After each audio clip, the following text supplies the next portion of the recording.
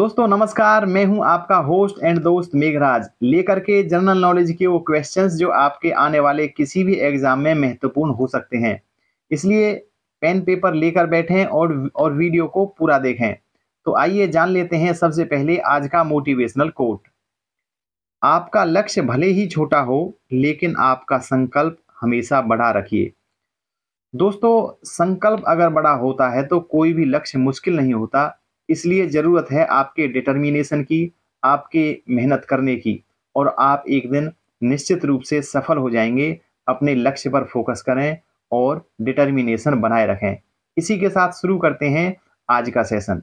दोस्तों, आज का पहला क्वेश्चन है, शहरों में तालाब का पानी शुद्ध करने के लिए कौन सी गैस प्रयोग की जाती है?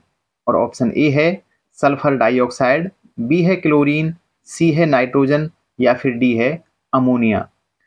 शहरों में तालाब का पानी शुद्ध करने के लिए क्या चीज प्रयोग की जाती है, वो हमें यहाँ पर बताना है। और इसका सही जवाब है option B, chlorine.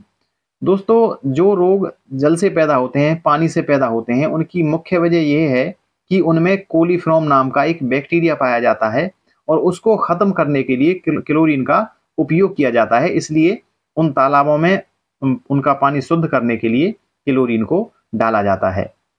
Next question है क्वेश्चन नंबर 2, ध्वनि की गति सर्वाधिक होती है? और ऑप्शन ए है वायु में, बी है जल में, सी है निर्वात में, या फिर डी है स्टील में। हमें इनमें से बताना है कि ध्वनि की गति सबसे ज़्यादा किस में होती है। तो इसका सही जवाब है ऑप्शन डी, स्टील में। दोस्तों, एक बात यहाँ ध्यान रखें, कई बार पूछा जाता है कि वायु में ध्वनि की गति कितनी होती है, तो वह होती है 332 मीटर प्रति सेकंड। और अगर जल की हम बात करें तो जल में 1493 मीटर प्रति सेकंड की गति से ध्वनि की गति होती है। चलते हैं नेक्स्ट क्वेश्चन की तरफ। क्वेश्चन नंबर 3, दूध की शुद्धता किस यंत्र द्वारा मापी जाती है? और ऑप्शन ए है मैनोमीटर, बी है हाइड्रोमीटर, सी है लैक्टोमीटर, या फिर डी है फेदोमीटर। इनमें से हमें बताना है कि दूध में पानी मिलाया गया है या नहीं, इसकी शुद्धता की जांच किस यंत्र से की जाती है। तो इसका सही जवाब है ऑप्शन सी, लैक्टोमीटर।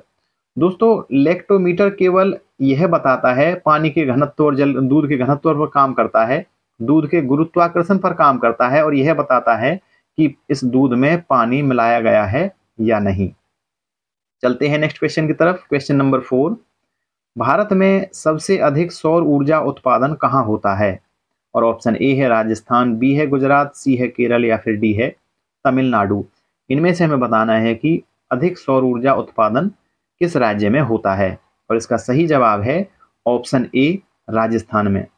दोस्तों, राजस्थान में 7738 मेगावाट सौर ऊर्जा का उत्पादन किया जाता है।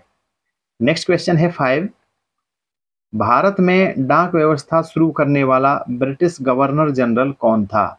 ऑप्शन ए है लॉर्ड माउंटबेटन, बी है लॉर्ड क्रिप्स, सी है लॉर्ड कर्जन, या फिर डी है लॉर्ड डलहौजी। इनमें से हमें बताना है कि डाक व्यवस्था शुरू करने का श्रेय कौन से गवर्नर जनरल को जाता है।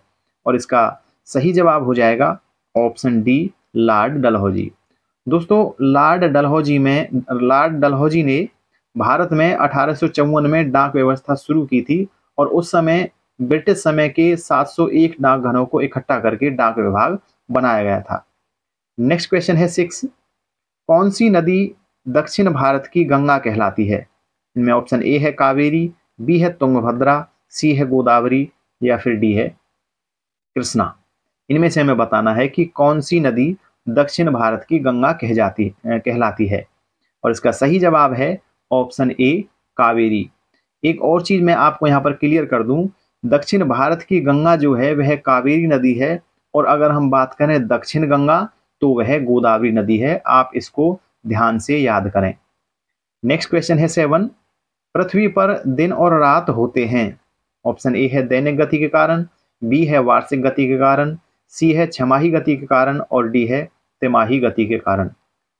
दोस्तों, हमें बताना है जो दिन रात बनते हैं पृथ्वी पर, उनका कारण क्या है। और इसका सही जवाब है ऑप्शन ए, दैनिक गति के कारण। पृथ्वी अपने अक्ष पर घूमती है तो दैनिक गति होती है, और उसके कारण पृथ्वी पर दिन और रात बनते हैं।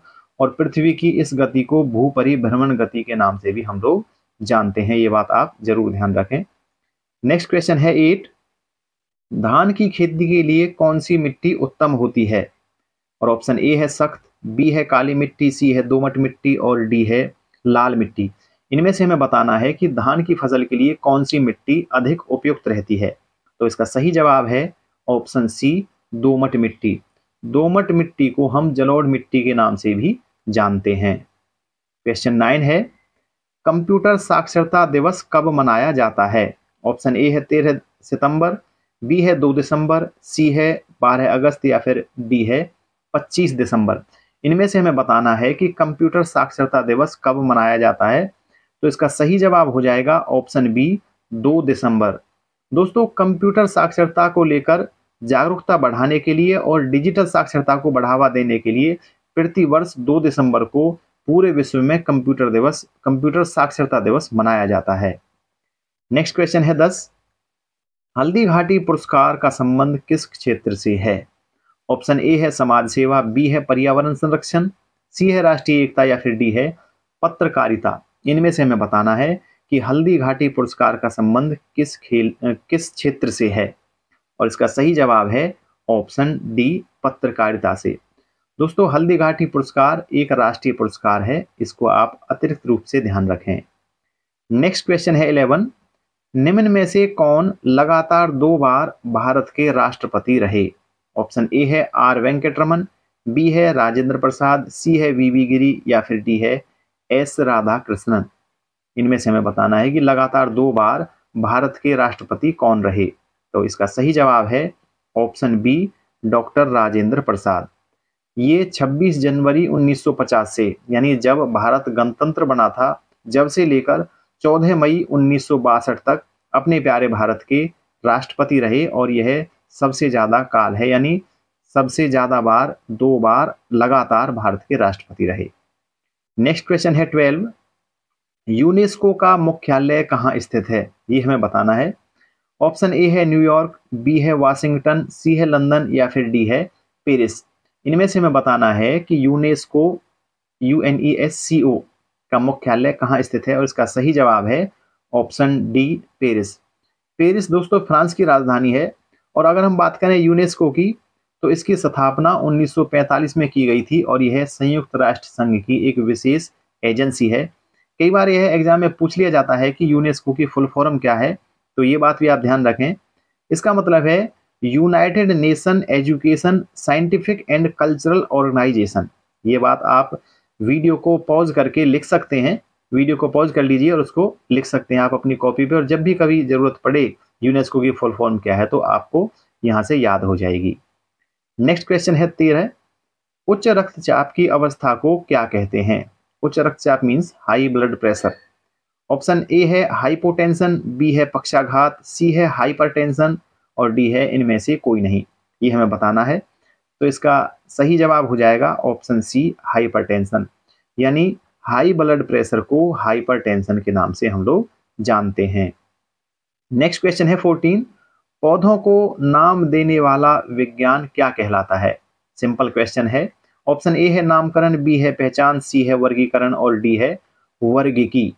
ये हमें बताना है। और इसका सही जवाब है ऑप्शन डी, वर्गीकी। इसको टैक्सोनॉमी भी हम इंग्लिश में कहते हैं, टैक्सोनॉमी। नेक्स्ट क्वेश्चन है 15, ईरानी कप का संबंध किस खेल से है? ऑप्शन ए है क्रिकेट, बी है शतरंज, सी है हॉकी या फिर डी है फुटबॉल। हमें बताना है कि ईरानी कप किस खेल से संबंधित है। और इसका सही जवाब है ऑप्शन ए, क्रिकेट। दोस्तों, यह भारत की घरेलू प्रतियोगिता है ईरानी क्रिकेट, ईरानी कप। नेक्स्ट क्वेश्चन है 16, कौन सी धातु जल में डालने पर तैरने लगती है? और ऑप्शन ए है पोटासियम, बी है मैग्नीशियम, सी है निकेल या फिर डी है कैल्शियम। इनमें से सही और उपयुक्त जवाब हमें देना है, क्योंकि पोटासियम भी तैरती है और कैल्शियम भी तैरती है। इसका सही जवाब हो जाएगा ऑप्शन डी, कैल्शियम। कैल्शियम जल के साथ कोई क्रिया ज़्यादा नहीं करती है और यही वजह है कि यह जल में डालने पर तैरने लगती है। इसका घनत्व जल के घनत्व से कम होता है। नेक्स्ट क्वेश्चन है 17, बैंकिंग जगत में KYC का पूर्ण रूप क्या है? और ऑप्शन ए है कीप योर क्रेडिबिलिटी, बी है नो योर क्रेडिबिलिटी, सी है कीप योर कस्टमर और डी है नो योर कस्टमर। इनमें से हमें बताना है केवाईसी। कई बार आप बैंक वगैरह में जाते होंगे तो वहाँ केवाईसी शब्द आपने जरूर सुना होगा, उसकी फुल फॉर्म हमें यहाँ पर बतानी है। तो इसका सही जवाब है option D, know your customer. आप ये बात जरूर ध्यान रखें। और नेक्स्ट क्वेश्चन है 18, नदियों का देश किस देश को कहते हैं? ऑप्शन ए है बांग्लादेश, सी है स्पेन, बी है स्पेन, सी है ब्राजील और डी है भारत। इनमें से हमें बताना है कि नदियों का देश कौन सा है, और इसका सही जवाब है ऑप्शन ए, बांग्लादेश। दोस्तों, बांग्लादेश में अगर नदियों की संख्या की बात करें तो लगभग बांग्लादेश में 700 नदियां हैं, और यही वजह है कि बांग्लादेश को नदियों की भूमि भी कहा जाता है। नेक्स्ट क्वेश्चन है 19, इस देश में ट्रैफिक सिग्नल नहीं है? बड़ा मजेदार क्वेश्चन है, इंटरेस्टिंग क्वेश्चन है और जानकारी से भरा हुआ भी है।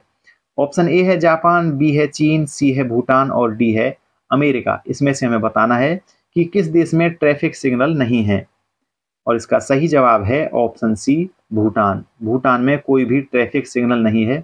अब इस बात से हम यह अंदाजा लगा सकते हैं कि वहाँ पर पुलिस व्यवस्था शायद सही रही होगी, ट्रैफिक पुलिस है जो वो सही होगी।